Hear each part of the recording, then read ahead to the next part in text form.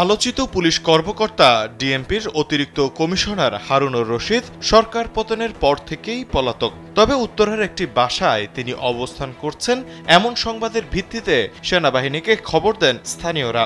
বৃহস্পতিবার রাত 10টায় উত্তরার সেক্টর 10-এর 12 নম্বর রোডের 4 নম্বর বাড়িটি ঘিরে রাখে সেনাবাহিনী। প্রত্যক্ষদর্শীরা জানান ডিবি হারুন এই ভবনে আছেন বলে গুঞ্জন ওঠে।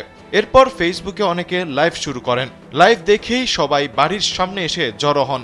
বাড়িটিতে অনেকগুলো পরিবার থাকে। হারুন কোন ফ্লোরে আছেন তা নিশ্চিত হওয়া যায়নি। তবে বাড়ির চারপাশ এমনভাবে ঘিরে রাখা হয়েছে তার পক্ষে পালানো সম্ভব নয়।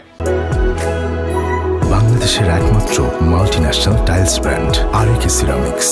তবে এমন গুঞ্জনের পর সেখানে পুলিশ ও সেনাবাহিনীর সদস্যরা বাড়িটিতে তল্লাশি চালিয়ে হারুনকে পাননি। এ বিষয়ে উত্তরা পশ্চিম থানার এক কর্মকর্তা জানান, ভবনের ভেতরে কোনো আসামি পাওয়া যায়নি। পুলিশ ও সেনাবাহিনী ঘটনাস্থল ত্যাগ করেছে।